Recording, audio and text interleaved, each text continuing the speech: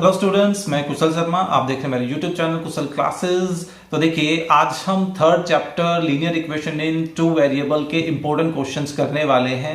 I hope आपको ये जो इंपॉर्टेंट क्वेश्चंस की जो सीरीज है वो पसंद आ रही होगी। उससे रिलेटेड जो भी आपके सजेशंस हो या कोई भी कंप्लेन हो या कोई भी डाउट हो तो वो आप कमेंट बॉक्स में ज़रूर बताएं। वीडियो अच्छी लगती है तो प्लीज़ लाइक भी कीजिए। एक्चुअली काफ़ी हद तक जो वीडियो की व्यूवर्स जो हैं वो ज़्यादातर नॉन सब्सक्राइब हैं, तो आप वीडियो देख रहे हैं तो प्लीज़ सब्सक्राइब भी कीजिए। ये हमारे लिए काफ़ी मोटिवेटेड थिंग होती है। ओके, सो आज की वीडियो जो है वो स्टार्ट करते हैं।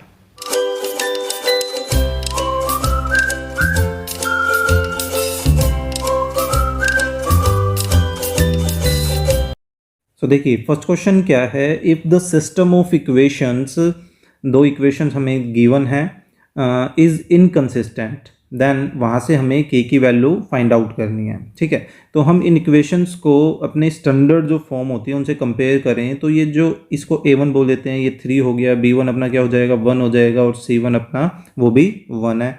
a2 यहाँ पर सेकंड इक्वेशन में से निकाले तो 2k-1, b2 निकाले तो k-1 और c2 निकाले तो 2k-1। अब देखिए, दो लीनियर इक्वेशंस जो हैं वो इनकंसिस्टेंट कब होती हैं? जब a1 a2 का रेशो, b1 b2 का रेशो तो आपस में इक्वल हो, लेकिन c1 और c2 का रेशो आपस में इक्वल नहीं होना चाहिए। तो देखिए, अब हमें क्योंकि k की वैल्यू को फाइंड आउट करना है तो अब हम यहाँ पर इनकी वैल्यूज़ को यहाँ पर सब्स्टिट्यूट करते हैं। देखिए, a1 कितना है 3 है, a2 कितना है 2k-1 है, b1 कितना है भाई 1 और b2 k-1 not equal to. अब आप इस वाले पार्ट को लेकर चले या ना लेकर चले उससे कोई फ़र्क नहीं पड़ने वाला है। ठीक है, लिख देते हैं, चलिए कोई बात नहीं, फिलहाल समझने के लिए हम ऐसा कर रहे हैं। बाकी अब क्योंकि एक नंबर का क्वेश्चन है तो आप फटाफट करने के लिए सिर्फ इतने पार्ट को भी लेकर चल सकते हैं, वहाँ से आराम से हमारे पास आंसर आ जाएगा। अब देखिए, क्रॉस मल्टीप्लाई करते हैं। सो ये इससे मल्टीप्लाई करेगा 3k-3 और 2k-1 इससे मल्टीप्लाई करेगा। वैसे ये साइन लगाने नहीं चाहिए हमें 2k-1। सो 2k को इधर लेके आए तो 3k में से सब्ट्रैक्ट हो जाएगा और -3 इधर आकर प्लस का 3 होएगा तो +3 और माइनस का 1 प्लस का 2, तो यानी कि हमारे पास k की क्या वैल्यू आ रही है 2, है ना। तो आप इस तरह से भी कर सकते हैं, या एक और तरीका आप ये कर सकते हैं कि जो इक्वेशंस हैं आप उन इक्वेशंस में इन वैल्यूज़ को सब्स्टिट्यूट करके देख सकते हैं। हालांकि वो वाला जो तरीका है ऑप्शंस के थ्रू देखने वाला, वो इसके कंपैरेटिवली कभी कभार क्या होता है थोड़ा सा लेंथी हो जाता है, lengthy in the way time के रिस्पेक्ट में। ठीक है, कि आप पहले यहाँ पर -1 सब्स्टिट्यूट करके देखें हर k की जगह तो एक नई इक्वेशन बन जाएगी, फिर 0 रख के देखें, फिर 1 रख के देखें और कंपेयर करें, तो वो काम जो है थोड़ा सा लंबा हो जाता है। तो चलिए नेक्स्ट क्वेश्चन की तरफ आगे बढ़ते हैं। तो देखिए, सेकंड क्वेश्चन क्या है। दिखने में सिंपल सा क्वेश्चन लग रहा है, लेकिन अगर हम इसको अपने सिंपल वे में ही करने लग जाएं, सब्स्टिट्यूशन मेथड से या एलिमिनेशन मेथड से, तो हम नोटिस करेंगे कि यार काम जो है वो लेंथी हो रहा है हमारा। ठीक है, आप नोटिस कीजिए, इक्वेशंस को कई बार आप पहले ऑब्जर्व हमेशा करना चाहिए आपको। ठीक है ना, तो आप नोटिस करेंगे तो देखिए 49x and 51x, so 49 and 51 कितना हो रहा है 100 हो रहा है ना। यहाँ पर भी 51 है और 49y है तो ये भी 100 दे रहे हैं रिजल्ट। ये देखिए 499 कांस्टेंट टर्म और 501, इन दोनों को कंबाइन करें, ऐड करें तो 1000 बन रहा है ना। या इनके डिफरेंस की बात करें तो देखिए इनका x वाले का डिफरेंस कितना आ रहा है 2 का गैप आ रहा है ना। 51 और 49 इनमें भी 2 का गैप आ रहा है। 499 और 501 इनके बीच भी 2 का गैप आ रहा है ना। तो ऐसे सिचुएशन में अगर आप ये सोचे भाई क्वेश्चन देखने को तो आसान लग रहा है, लेकिन आपको कैलकुलेशन में ज़रूर मार्क मिल जाने वाली है। ठीक है ना, इतनी लंबी कैलकुलेशन हो जाएगी। अगर आप यहाँ पे सब्स्टिट्यूशन मेथड सोचोगे तो भाई x की या y की वैल्यू निकालते निकालते आप थक लोगे और फिर तो बात उसकी सब्स्टिट्यूशन की आ जाएगी, तो उसमें तो और जो है हमें दिक्कत होने वाली है। अगर आप एलिमिनेशन की सोचोगे तो आप क्या यहाँ पर डिसीजन लेके पाओगे कि भाई हमें x का कोफिशिएंट सेम बनाना है। यहाँ 49 है और यहाँ 51 है, तो हमें पहले इसको तो 51 से मल्टीप्लाई करना पड़ेगा और दूसरे वाले को 49 से। अब खुद ही सोचो इनको 49 से ऐसे मल्टीप्लाई करना, कितनी बड़ी कैलकुलेशन आएगी हमारे पास, है ना। तो एक सिंपल सा तरीका क्या है, इनको इक्वेशन 1 और 2 तो खैर हम बोल देते हैं। हम क्या करने वाले हैं, एक बार इन दोनों को आपस में ऐड करने वाले हैं, एडिंग इक्वेशन 1 एंड 2। सो अब देखिए ऐड करते हैं हम, तो हमारे पास क्या सिचुएशन बनेगी, ये देखिए 51x plus 49y is equal to 501। इनको किया हमने ऐड, तो ये कितना बन गया 100x प्लस 100y, और यहाँ कितना बन गया 1000। अब देखिए इस इक्वेशन में कुछ ना कुछ कॉमन आ रहा है जो थ्रू आउट कैंसिल भी हो सकता है, 100 के मल्टीपल में है सब कुछ, है ना। तो 100 से डिवाइड कर दे सभी को, यहाँ क्या बन गया 10।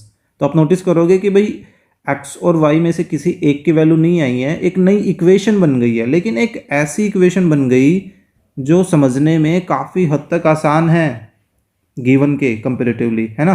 अब देखिए अब इस बार हम लेकर चलते हैं सब्ट्रैक्शन का काम, सब्ट्रैक्ट कर देते हैं, सब्ट्रैक्ट 1 फ्रॉम 2 या 2 फ्रॉम 1, ठीक है, किसी में से किसी को घटा दो, उससे कोई फर्क नहीं पड़ने वाला है। तो देखिए फर्स्ट को हम सेकंड में से सब्ट्रैक्ट कर रहे हैं, अब सब्ट्रैक्ट कर रहे हैं तो साइन चेंज करने पड़ेंगे, ठीक है। तो यहाँ पे सब्ट्रैक्ट होने के बाद कितना आ गया 2x minus 2y is equal to 2 ही आ रहा है ना। अब देखिए 2 सभी में कॉमन आ रहा है, कॉमन आगे कैंसिल हो सकता है, हमारे पास क्या बच गया x minus y is equal to 1 बच गया, और इसको हम क्या बोल रहे हैं इक्वेशन 2। अब आप इन दोनों को, एक्चुअली हम इक्वेशन 1 और इक्वेशन 2 तो पहले नाम दे चुके हैं, है ना, मैंने ध्यान नहीं दिया, 3 और 4 बोल देते हैं। अब आप इन दोनों इक्वेशंस को बड़े आराम से सोल्व कर सकते हो। देखो आपका जो कैलकुलेशन वर्क है वो कितना आसान हो गया। अगर आप पहले ही कुछ मल्टीप्लाई कोफिशिएंट्स सेम बनाने के चक्कर में रहते या सब्स्टिट्यूशन मेथड लगाते तो कैलकुलेशन देखकर आप हो सकता था उस क्वेश्चन को पहले ही छोड़ चुके होते कहीं ना कहीं, है ना। तो क्वेश्चन इसी वजह से ऐसे ऐसे इंक्लूड किए हैं मैंने यहाँ पर, जो देखने में तो ऐसा लग रहा है कि कहीं ना कहीं आसान है, लेकिन वो कहीं ना कहीं हमें बीच रास्ते में अटका देता और हम उसको वहीं छोड़ देते हैं। तो अब आप सिंपली कोई भी सब्स्टिट्यूशन या एलिमिनेशन मेथड यहाँ पर लगा सकते हैं। सो ऐड कर लेते हैं, adding 3 and 4, so x plus y is equal to 10 and x minus y is equal to 1। तो यहाँ से ये तो कैंसिल, क्या गया 2x इज इक्वल टू 11, तो x की वैल्यू कितनी आ गई 11/2। अब इस x की वैल्यू को किसी एक में सब्स्टिट्यूट कर लें, so put x is equal to 11/2 in 3 कर लेते हैं, चलिए। सो ये क्या बन गया x/2 plus y is equal to 10, है ना। तो y की वैल्यू क्या आ गई 10 माइनस 11/2, तो ये कितना आ जाएगा 20 माइनस 11 9/2। तो ये आ गई y की वैल्यू, ये आ गई x की वैल्यू, हो गया ना सिंपल। तो अब आप एक बार इस क्वेश्चन को अपने अकॉर्डिंगली करके देखना, कोफिशिएंट सेम बनाकर या सब्स्टिट्यूशन मेथड से, और फिर फ़र्क देखना कि इस तरीके से जो हमने ये काम किया है और जो सिंपल हम काम करते तो दोनों में कितना डिफरेंस आता, है ना। तो आई होप आपको ये जो ट्रिक है, ये जो क्वेश्चन है वो समझ आया, है ना, अच्छा भी लगा होगा ये क्वेश्चन। तो चलिए नेक्स्ट क्वेश्चन की तरफ आगे बढ़ते हैं। तो देखिए नेक्स्ट जो क्वेश्चन है वो स्टेटमेंट बेस्ड क्वेश्चन है, बड़ा ही अच्छा क्वेश्चन है। इस तरह के क्वेश्चन गारंटेड एग्जाम में आते हैं, हर बार आते हैं, ठीक है। आप पास्ट के कोई भी एग्जाम को पिक करके देख सकते हैं या सैम्पल पेपर उठा सकते हैं, इस तरह के क्वेश्चन आपको गारंटेड देखने को मिलेंगे। तो देखिए क्या है question, A train covered a certain distance, वो सर्टेन डिस्टेंस हमें नहीं पता क्या है, एट ए यूनिफॉर्म स्पीड, और वो स्पीड का भी हमें कोई अंदाज़ा नहीं है। If the train would have been 6 kilometre faster, अगर उसको यूनिफॉर्म स्पीड से 6 किलोमीटर पर आवर की स्पीड और इंक्रीज कर दें, है ना, यानी कि 6 किलोमीटर पर आवर से हम इंक्रीज कर देते हैं, तो ऑब्वियसली बात है अब जो डिस्टेंस होगा वो डिस्टेंस कम टाइम में कवर होगा। तो वो कह रहा है it would have taken 4 our less than the scheduled time. मान लीजिए पहले 10 घंटे लगते थे तो वो 6 घंटे लगते हैं उसको, 4 घंटे कम टाइम लग रहा है। फिर कहता है and if the train would allowed by 6 kilometre per hour actually यहाँ पर कुछ मिस्टेक लग रही है, ये देखते हैं पूरी कुछ आगे पूरी स्टेटमेंट पढ़ते हैं। It would have taken 6 hour more than the schedule time. देखिए 6 घंटे ज़्यादा टाइम लग रहा है, दैट मीन्स कि यहाँ पर ये एक्चुअली स्टेटमेंट में क्या कहना चाह रहा है, यहाँ हल्की सी स्टेटमेंट प्रिंटिंग मिस्टेक हो गई है क्या, कि अगर स्पीड को 6 किलोमीटर पर आवर से कम कर दिया जाए, ठीक है, पहले स्पीड क्या की थी, फास्ट की थी, अब वो क्या कर रहा है, स्लो कर रहा है, ठीक है। If the train would have slow down by 6 kilometre per hour, कि अगर वो 6 किलोमीटर पर आवर से स्पीड को कम कर दें, अब स्पीड कम होगी तो सीधी सी बात है कि भाई हमारे पास टाइम ज़्यादा लगने वाला है, और टाइम ज़्यादा लगेगा तो अब हमें फाइनली निकालना क्या है, लेंथ ऑफ द जर्नी, कि वो डिस्टेंस जो है वो डिस्टेंस कितना है। तो स्टार्टिंग हम किससे करते हैं, स्टार्टिंग हम हमारी इस स्पीड और सर्टेन डिस्टेंस या टाइम को कर लेते हैं, एक्चुअली वो ज़्यादा बेटर रहेगा, ठीक है। सो देखिए क्या करते हैं, लेट द यूनिफॉर्म जो स्पीड है वो लेट कर लेते हैं स्पीड ऑफ ट्रेन, उसको हम लेट कर लेते हैं, चलिए x किलोमीटर पर आवर, ठीक है। एंड टाइम को लेट कर लें कि जो शेड्यूल टाइम है, बार बार ये शेड्यूल टाइम की बात चल रही है कि शेड्यूल टाइम से इतना घंटे ज़्यादा या इतने घंटे कम टाइम लग रहा है। सो एंड द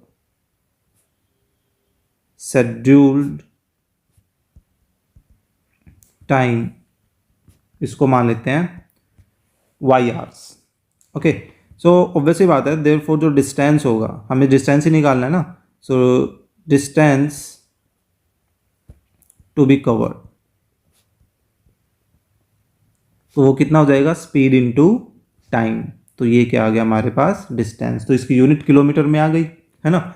तो अब हम इन दोनों इक्वेशंस को एक एक करके लेकर चलते हैं, क्या कि अगर स्पीड ज़्यादा कर दें तो टाइम देखो कम लग रहा है, ठीक है। सो इफ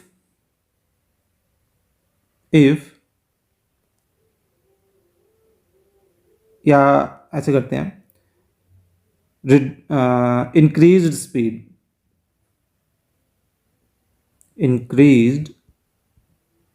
स्पीड कितनी हो गई हमारे पास, x plus 6 kilometre per hour, and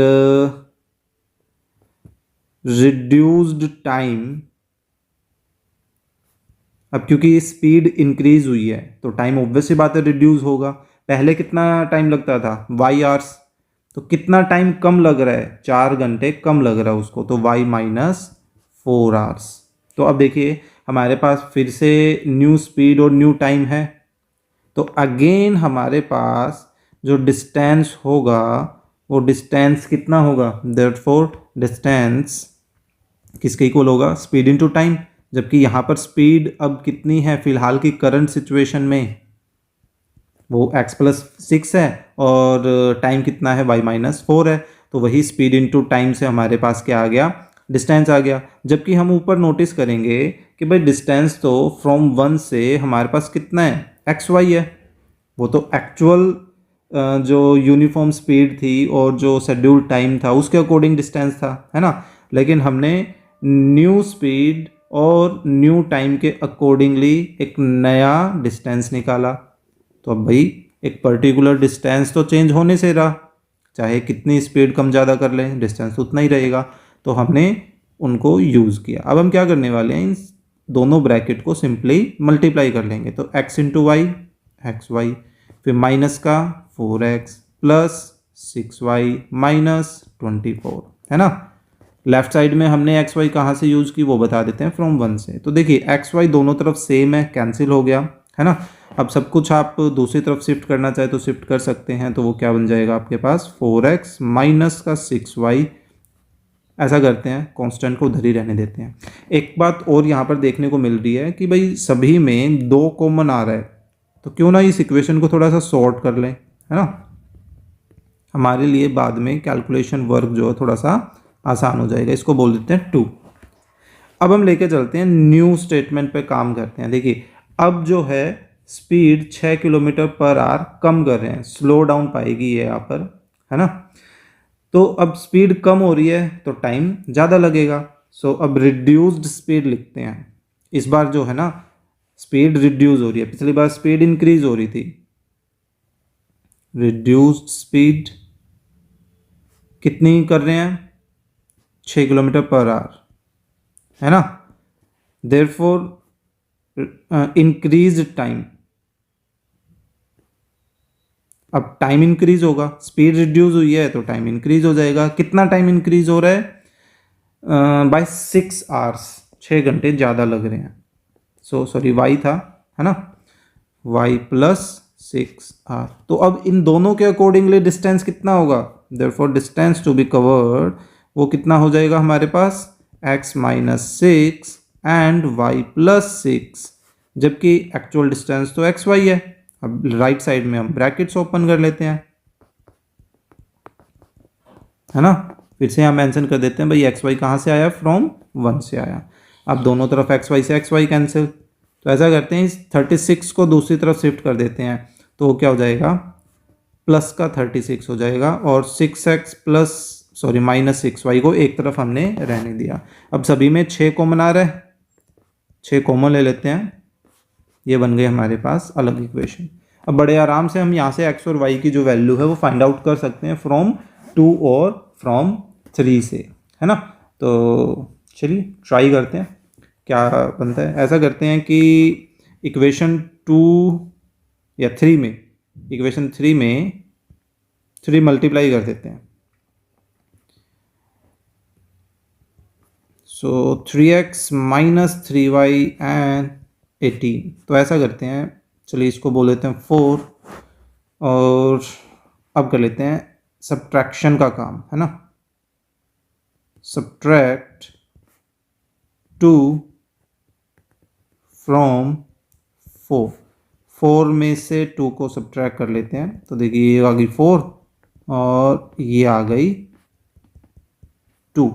अब क्योंकि हम सब्ट्रैक्ट कर रहे हैं तो साइन चेंज करने पड़ेंगे, ये कैंसिल हो गया, यहाँ बच गया x और ये कितना आ गया 30। तो x की वैल्यू x तो आ ही गया हमारे पास कितना 30, और x हमने किसको मान रखा है, x हमने मान रखा है यूनिफॉर्म स्पीड को। तो देखिए स्पीड तो आ गई हमारे पास कितना 30 किलोमीटर पर आवर। अब हमें और क्या निकालना है, हमें निकालना है टाइम यानी कि y। तो इसको 3 से फाइंड आउट कर लें। So put x is equal to 30 in 3, तो क्या आ गया 30 minus y is equal to 6, यानी कि y की वैल्यू यहाँ से कितनी आ गई 24। तो देखिए हमारे पास स्पीड आ गई, टाइम आ गया, तो जब हम स्पीड और टाइम को मल्टीप्लाई करेंगे तो हमारे पास क्या आ जाएगा distance. Therefore distance to be covered या रिक्वायर्ड डिस्टेंस, या जो डिस्टेंस हमें निकालना है वही चीज़ की हम बात कर रहे हैं, ठीक है। Okay now it is okay. So देखिए कितना आ जाएगा स्पीड इनटू टाइम, जो कि कितना आ गया 720 किलोमीटर। तो यही तो हमें निकालना था, length of the journey. Last line को आप ऐसे भी लिख सकते हैं, therefore the length of the journey is 720 kilometre, है ना। सो आई होप आपको ये क्वेश्चन जो है वो अच्छा लगा होगा। सो प्लीज़ लाइक तो कर ही दीजिए, है ना, कमेंट भी कर कीजिए किसी भी तरह का। अगर आपको अच्छा लगा है तो प्लीज़ उससे रिलेटेड कमेंट कीजिए, अगर कोई दिक्कत आ रही है तो उससे रिलेटेड कमेंट कीजिए, नए हैं तो सब्सक्राइब भी कीजिए। चलिए नेक्स्ट क्वेश्चन की तरफ आगे बढ़ते हैं। देखिए नेक्स्ट क्वेश्चन भी स्टेटमेंट बेस्ड काफ़ी अच्छा क्वेश्चन है। क्या है, Anuj had some chocolates and he divided them into 2 lots A and B. मान लीजिए 2 अलग अलग टाइप की कुछ चॉकलेट थी, उसने उनको सेपरेट कर रखा है, ठीक है। ही sold the first lot at the rate of ₹2 for 3 chocolates and the second lot at the rate of 1 per chocolate. जो सेकंड लॉट था उसमें से एक चॉकलेट का 1 रुपये और जो पहला लॉट था उसमें 3 चॉकलेट के 2 रुपये हैं, ठीक है। And got a total of 400 rupees.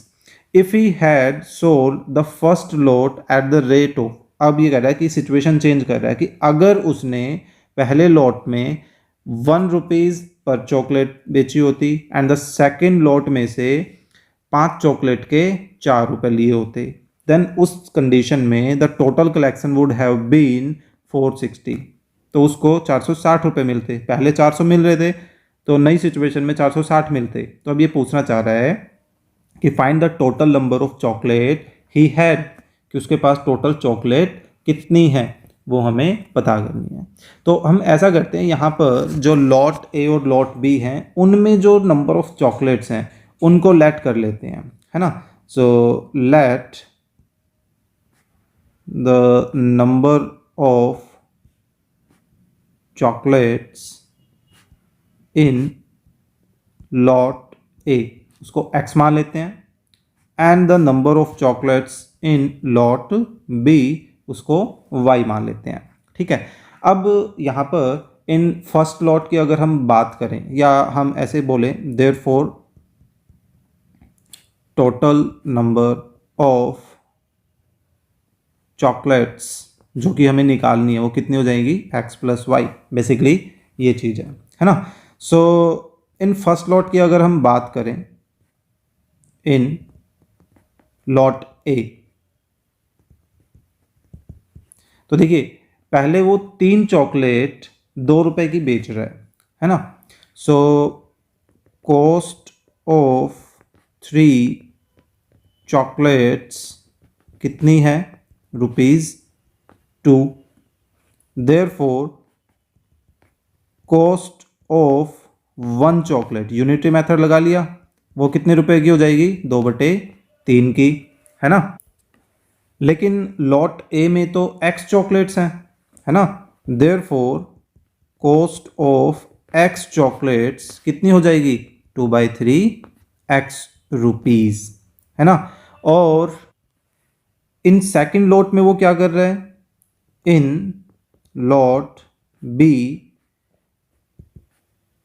वो 1 रुपये की एक ही चॉकलेट बेच रहा है ना, यानी कि कॉस्ट ऑफ 1 चॉकलेट कितने रुपीज़ है, 1। Therefore cost of y chocolate कितनी हो जाएगी, क्योंकि देखिए सेकंड लॉट में कितनी चॉकलेट है, वाई है, तो हमें वाई की कॉस्ट पता करनी पड़ेगी, 1 × वाई यानी कि वाई। तो अब यहाँ पर हम अकॉर्डिंग टू क्वेश्चन पे काम करें कि भाई उसने लॉट ए से सारी चॉकलेट कितने में बेची, 2/3 रुपये में, है ना। देखिए x चॉकलेट की कॉस्ट, और बी लॉट से y चॉकलेट कितने में बेची, y रुपये में, और टोटल दोनों को बेचने से उसको कितने रुपए मिले थे, 400 रुपीज़। ये देखिए 400 रुपीज़ यहाँ बात चल रही है ना। तो इस तरह से हमारी पहली इक्वेशन तैयार हो रही है। हम इसको थोड़ा सा सिंप्लीफाई कर लें, हम 3 से मल्टीप्लाई कर दें सभी को, तो हमारे पास यहाँ डिनोमिनेटर में 3 नहीं आएगा, है ना। तो हम यहाँ से हटा देते हैं, 3 से मल्टीप्लाई कर देते हैं सभी को, 3y = 1200। ये बन गई अपनी इक्वेशन 1, ठीक है। अब हम बात करते हैं बिल्कुल सेम जैसे यहाँ पर हमने लॉट ए और लॉट बी पर काम किया था, दोबारा से न्यू सिचुएशन में अगेन लॉट ए और लॉट बी पर काम करते हैं। इन न्यू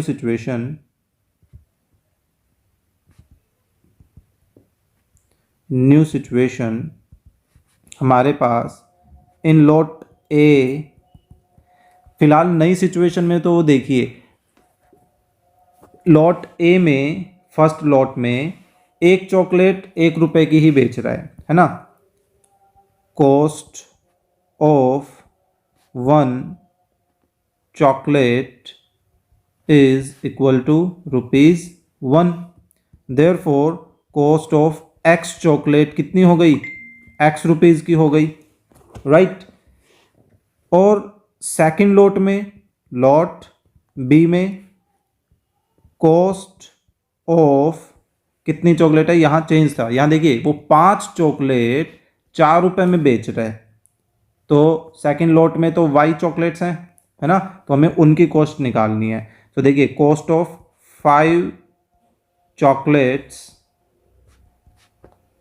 कितने हैं, 4 रुपये। देयरफॉर कॉस्ट ऑफ 1 चॉकलेट कितनी हो गई, ₹4/5। लेकिन सेकंड लॉट में कितनी चॉकलेट हैं, वाई चॉकलेट हैं, तो उन वाई चॉकलेट के कितनी कॉस्ट हो जाएगी, 4/5 वाई। अब यहाँ पर अकॉर्डिंग टू क्वेश्चन में वो इन दोनों लॉट में से जब सारी चॉकलेट्स को बेच देता है तो उनको इतने रुपए मिल रहे हैं, जबकि एक्चुअली वो कितने रुपए हैं, 460 रुपये हैं, है ना। तो अब हम यहाँ से 5 को मल्टीप्लाई कर दें सभी, तो हमारे पास थोड़ी सी सिंप्लीफाइड फॉर्म ये ऐसे तैयार हो जाएगी। अब 5 से इधर मल्टीप्लाई हो, 6 5 30, 3 20 2300, ये आ गया 2। तो देखिए हमारे पास 2 इक्वेशंस आ गई, इक्वेशन 1 और इक्वेशन 2। अब हम इनको बड़े आराम से सिंप्लीफाई कर सकते हैं, है ना। सो अब आप एलिमिनेशन मेथड लगाइए या सब्स्टिट्यूशन मेथड, कोई भी मेथड लगाइए।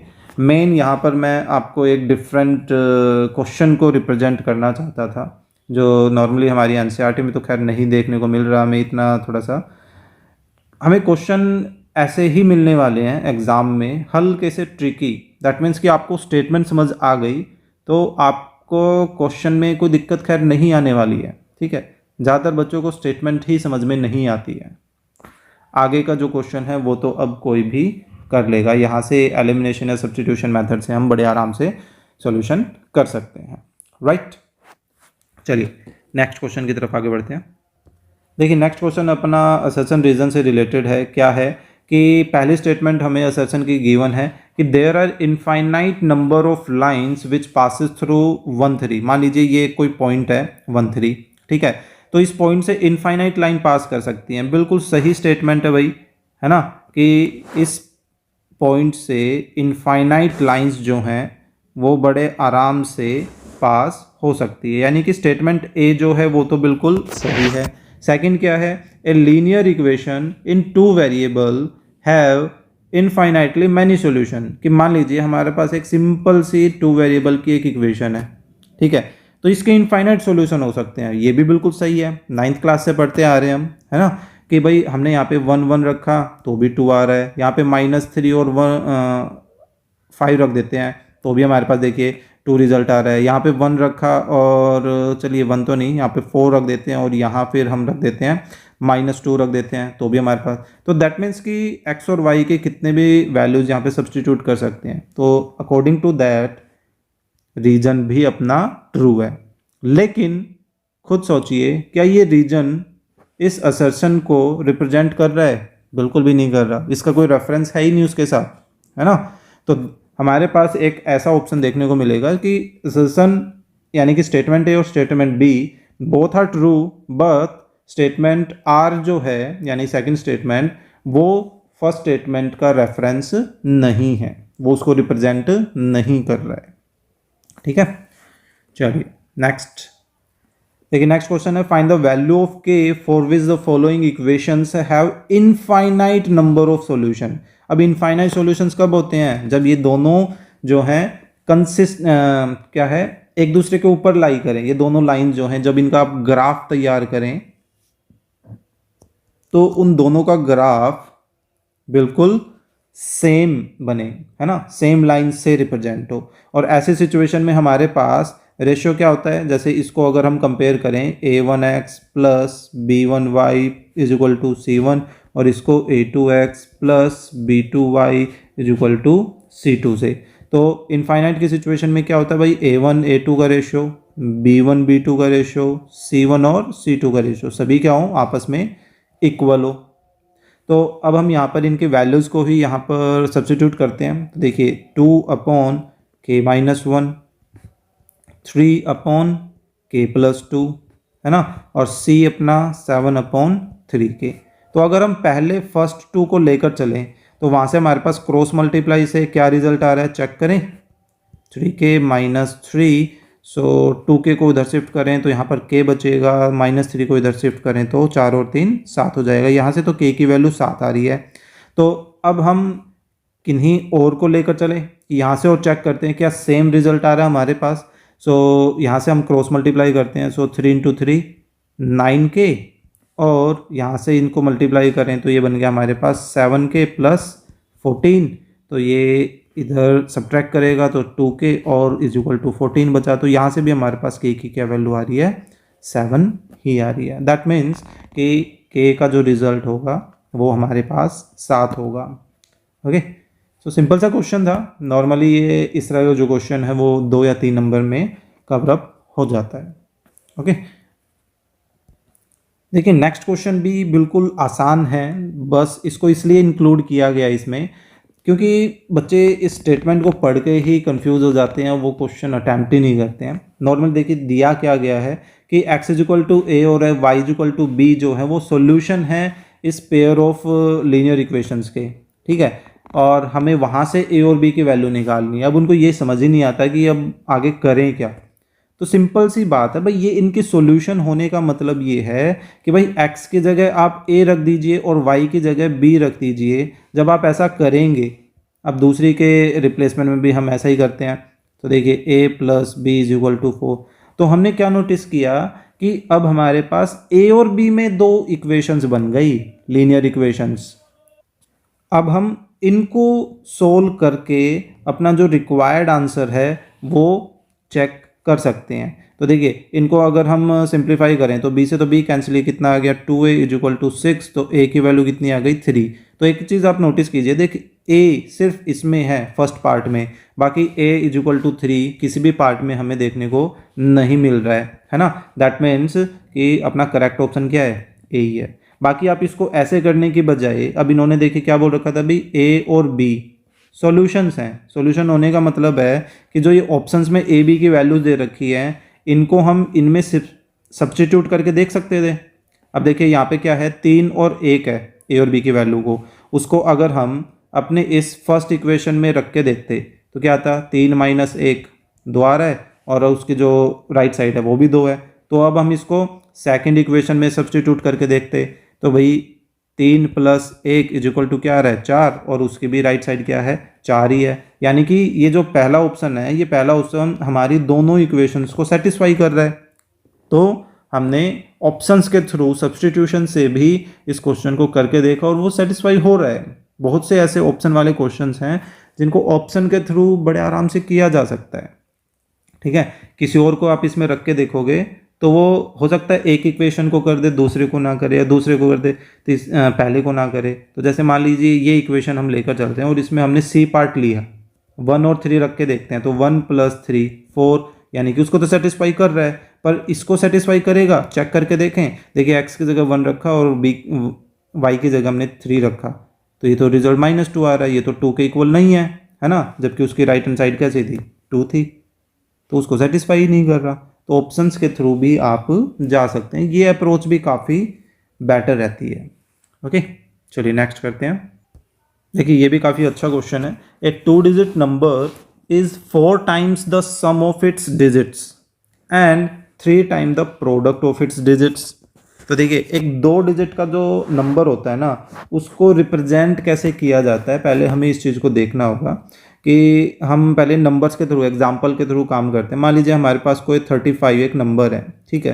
तो देखिए हम क्या इसको 30 + 5 लिख सकते हैं, बिल्कुल लिखा जा सकता है।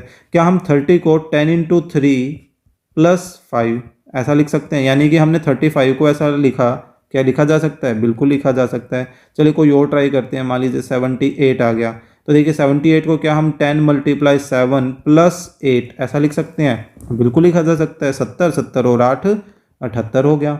तो हमने ये देखा भाई 2 डिजिट का कोई भी नंबर है तो उसको इस तरह से रिप्रेजेंट किया जा सकता है। कैसे, जो 10th प्लेस पर है उसको 10 से मल्टीप्लाई करके लिख दिया, जो यूनिट प्लेस पर है उसको 1 से मल्टीप्लाई करके अब 1 से मल्टीप्लाई करके दिखाने की तो जरूरत पड़ती नहीं है ना, और बीच में प्लस चल ही रहा है। तो अब ये देखिए कि अगर हमारे पास कोई 2 डिजिट का नंबर x और y है, ठीक है, तो ऐसे सिचुएशन में उसको क्या लिखा जाएगा, 10th प्लेस पे x है तो उसको लिखा जाएगा 10x, और यूनिट प्लेस पे y है तो उसको लिखा जाएगा y, है ना।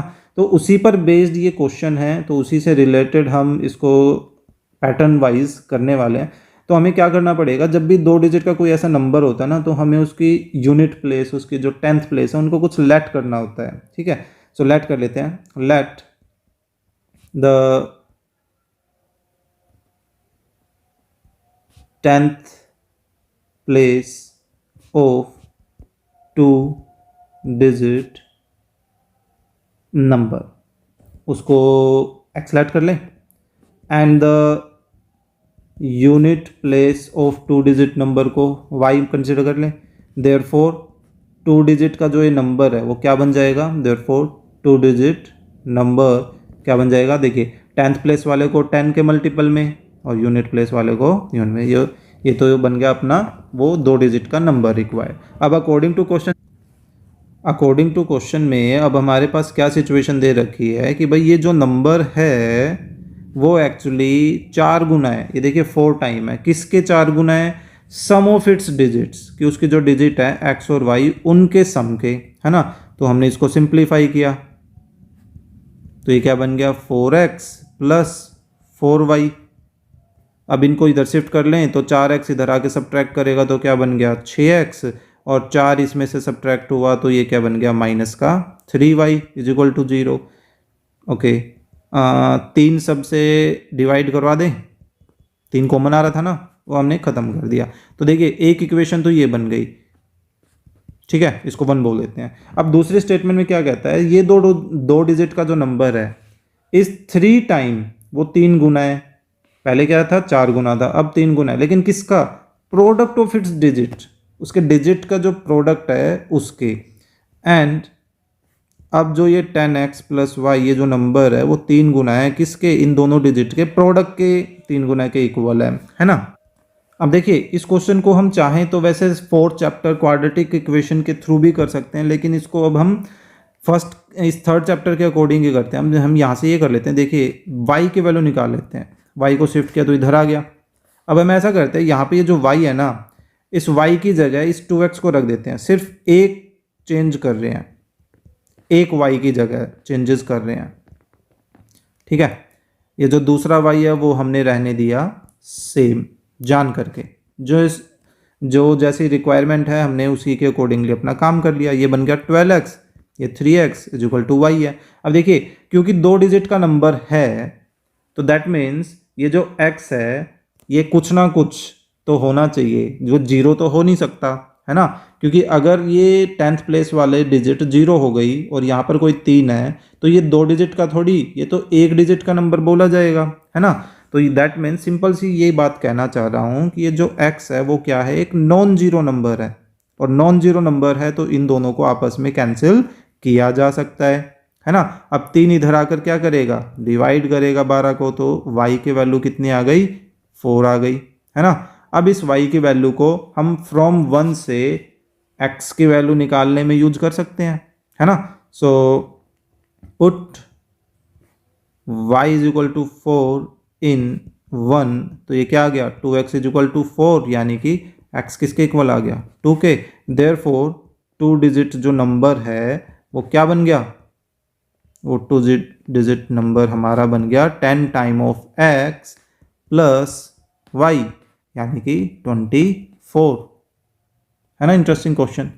और इसी क्वेश्चन को हम क्वाड्रेटिक इक्वेशन यानी कि 4th चैप्टर के थ्रू भी कर सकते हैं, और मोस्ट प्रोबेबली मुझे ध्यान रहा तो मैं ये क्वेश्चन उसमें भी इंक्लूड करूँगा। सिंपली हम क्या करेंगे, अभी तो हमने सिर्फ एक y के रिप्लेसमेंट में चेंजेस किए थे, वहाँ पर हम इस दूसरे y की जगह भी x रख देंगे, तो उससे क्या होगा, यहाँ भी 2x आ जाएगा, तो x इंटू एक्स वापस में क्या हो जाएंगे, x स्क्वेयर हो जाएगा, तो वहाँ से एक क्वाड्रेटिक फॉर्म तैयार होगी, है ना। चलिए नेक्स्ट क्वेश्चन चल करते हैं। अच्छा देखिए ये भी ऑप्शन बेस्ड क्वेश्चन है, इसमें ये बोला गया है कि पेयर ऑफ लीनियर इक्वेशन जिसके यूनिक सॉल्यूशन है, यूनिक सॉल्यूशन का मतलब क्या है, ये इंटरसेक्टिंग लाइन है, ओके।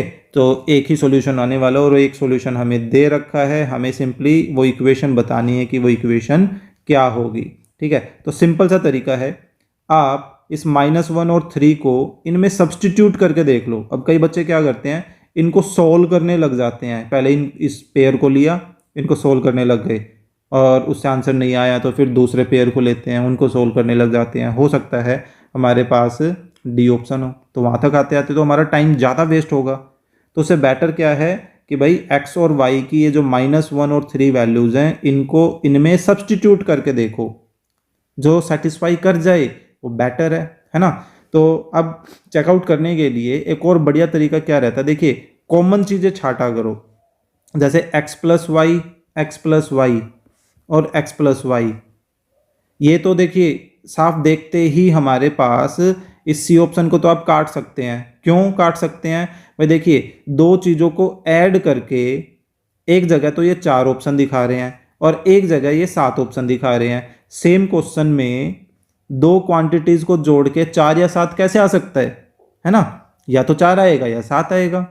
जबकि आप नोटिस करोगे कि -1 और 3 दोनों को जोड़ के ना तो 4 आ रहा है और ना ही 7 आ रहा है ना, तो ऑप्शन सी वैसे ही खत्म हो गया। अब यहाँ पर ऑब्जर्व करें तो क्या इन दोनों को जोड़ के हमारे पास 0 आ रहा है, हमने नोटिस किया भाई 0 तो नहीं आ रहा, भाई इन दोनों को जोड़ के तो हमारे पास 2 रिजल्ट आ रहा है, क्योंकि -1 और 3 क्या होगा 2 देगा, यानी कि ये ऑप्शन भी रास्ते से हट गया, है ना। तो आप इस तरह से भी फटाफट क्विक वे में काम कर सकते हैं। चलिए पहले ऑप्शन पे ही ट्राई करते हैं। x की जगह देखिए x की वैल्यू रखी, फिर माइनस, फिर y की जगह y की वैल्यू रखी, रिजल्ट क्या आ रहा है -4, यानी कि उसने पहली इक्वेशन को तो सेटिस्फाई कर दिया। अब दूसरी इक्वेशन पे काम करते हैं। दूसरी इक्वेशन में x की जगह x की वैल्यू रखी, फिर y की जगह y की वैल्यू रखी, और यहाँ से हमारे पास कितना रिजल्ट आ रहा है -1 + 6 यानी कि 5, और इसकी राइट साइड भी क्या है 5 है। अब इसने दोनों को सेटिस्फाई कर दिया तो अब आपको तीसरी जगह जाने की जरूरत ही नहीं है कहीं पर, यही ए ऑप्शन ही अपना क्या है राइट ऑप्शन है। ठीक है, चलिए नेक्स्ट करते हैं। देखिए अगला भी असर्शन रीजन से रिलेटेड है। क्या है question, the graph of the linear equation this give a pair of intersecting line, कि ये इंटरसेक्ट करेंगे तो हमें सिंपली क्या करना है, इनके रेशियो चेक करने हैं। देखिए x का कोफिशिएंट का रेशियो 5/7 आ रहा है, y के कोफिशिएंट का रेशियो 3/-5 आ रहा है। खुद ही बताइए क्या इक्वल है, बिल्कुल भी इक्वल नहीं है। और ये नहीं होने का मतलब क्या है कि लाइन इंटरसेक्ट कर रही है, यानी कि ये स्टेटमेंट कैसी है, ट्रू है, राइट। अब सेकंड पे आते हैं, the graph of the linear equation, ठीक है, हमें एक पेयर दिया गया है, gives a pair of intersecting line. अब देखिए इंटरसेक्टिंग लाइन कब होती हैं, जब इंटरसेक्ट करे कौन, सॉरी इंटरसेक्ट का कहने का मतलब ये हो गया कि भाई इनके जो कोफिशिएंट का जो रेशियो आएगा वो रेशियो क्या आएगा, नॉट इक्वल। तो देखिए हमें वही चीज़ तो दे रखी है, यानी कि ये स्टेटमेंट भी बिल्कुल सही है कि x के कोफिशिएंट का रेशियो y के कोफिशिएंट का रेशियो आपस में कैसा है, इक्वल नहीं है। दैट मीन्स कि स्टेटमेंट ये भी ट्रू है। लेकिन इस बार जो ये रीजन है वो रीजन असर्शन का प्रॉपर रेफरेंस है, क्योंकि इस रीजन की ही हेल्प से असर्शन जो है वो हमने सोल्व भी की है ना।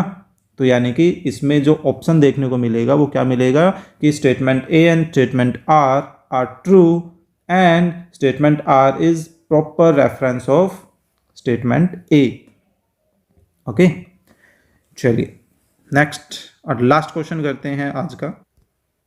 ग्राफ से रिलेटेड क्वेश्चन है ये, और इस तरह का क्वेश्चन भी मोस्ट प्रोबेबली देखने को मिल जाएगा, क्योंकि और कंप्लीट आई थिंक पूरे सिलेबस में कहीं पर भी ग्राफ से रिलेटेड कोई काम नहीं है। एक कंस्ट्रक्शन का जो चैप्टर था वो चैप्टर ऑलरेडी सिलेबस से आउट हो चुका है ना। तो यही एक चैप्टर बाकी है जिसमें ग्राफ से रिलेटेड काम किया जा सकता है। चलिए देखते हैं ग्राफिकली, ये मेथड भी आपको आना चाहिए, ग्राफ कैसे बनाया जाए। तो देखिए फिलहाल है सो दैट कि नो सॉल्यूशन आए, कि भाई इन दोनों का जब हम ग्राफ बनाएंगे तो ग्राफ बनाने के बाद वहाँ से कोई भी सॉल्यूशन नहीं आने वाला है। दैट मीन्स कि ये दोनों लाइन कैसी बनने वाली हैं, पैरेलल बनने वाली हैं। तो हमें क्या करना चाहिए ऐसी सिचुएशन में, हम पहली लाइन लेकर चलते हैं, फिर वहाँ से x की या y की वैल्यू को फाइंड आउट करते हैं। तो x की y की वैल्यू निकालने के लिए सबसे पहले ये देखिए क्या ये थोड़ी सिंप्लीफाई हो सकती है, बिल्कुल हो सकती है। सबको 2 से डिवाइड किया और फिर यहाँ से मैंने x की वैल्यू निकाल ली 5 - 2y, है ना। अब देखिए जैसे जैसे हम यहाँ पर ऐसा करते हैं, इधर ही कर लेते हैं, एट y = 0 पर काम करते हैं तो x की क्या वैल्यू आएगी, 5 - 0 5 आ जाएगी, है ना। एट y = 1 पर काम करते हैं, सो 2 × 1 2, तो 5 - 2 3 आ जाएगी। तो यहाँ से हमारे पास एक छोटी सी टेबल बना लेते हैं जो कि कैसी बन गई। अगर आपके पास कंफर्मेशन हो कि भाई एक्स और वाई की आप ये जो वैल्यूज़ निकाल रहे हैं वो वैल्यूज़ बिल्कुल सही हैं, तो आपको तीसरे पॉइंट पर जाने की ज़रूरत नहीं है। ठीक है, अब सेकंड इक्वेशन क्या है, 3x plus 6y is equal to 12। इसको भी थोड़ा सा सॉर्ट कर लेते हैं, x plus 2y is equal to 6। ठीक है, सो x की वैल्यू फाइंड आउट करें तो यहाँ से क्या आ गई, 6 माइनस 2y। सो देखिए at y is equal to 0 पर अगर काम करें तो x की वैल्यू 6 आ रही है, at y is equal to 1 पर काम करें तो x की वैल्यू 4 आ रही है। तो यहाँ से एक टेबल जो है वो क्या बन रही है,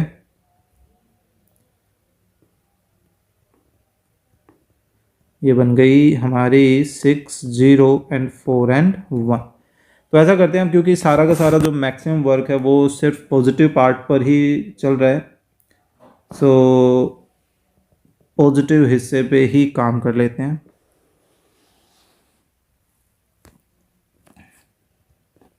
ठीक है, ये हो गया x एक्सिस, ये हो गया y एक्सिस। 1 2 3 4 5। ओके, y के तो हमें ज़्यादा जाना ही नहीं है, एक्चुअली x के थे वो। 1 2 3 4 5 एंड 6। अभी तो हम रफली बना रहे हैं, एग्ज़ाम में तो आपको एक क्रॉसिंग यानी ग्राफ पेपर तो मिलने वाला ही है ना। तो फर्स्ट पॉइंट लें 5 0। तो देखिए 5 0 कहाँ जाएगा, 5 0 आ जाएगा हमारे पास इधर। ठीक है, ये आ गया 5 0। बाद में हम इसको कोऑर्डिनेट के रूप में लिखेंगे। देन 3 1, सो x की तरफ 3, y की तरफ 1 चलें तो ये आ गया अपने पास 3 1। सो अब हम इन दोनों को ज्वाइन कर देते हैं। तो एक लाइन अब इसमें लगभग यहाँ से पास हो जाएगी।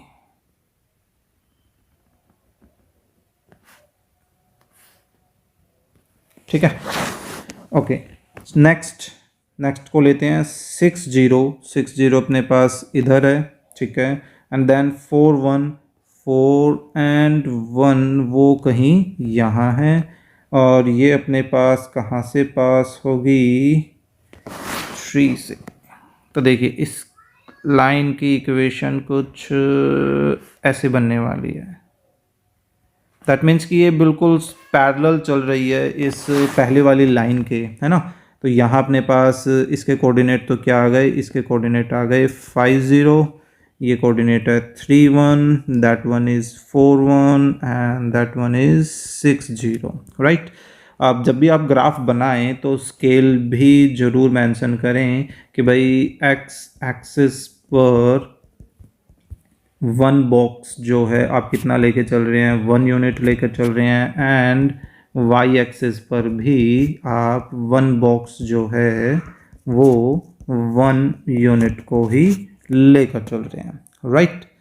तो इस तरह से हमने नोटिस किया कि भाई क्योंकि ये दोनों पैरेलल हैं तो ऑब्वियस सी बात है अब यहाँ से हमारे पास कोई भी सॉल्यूशन जो है वो नहीं निकल रहा है, नो सॉल्यूशन।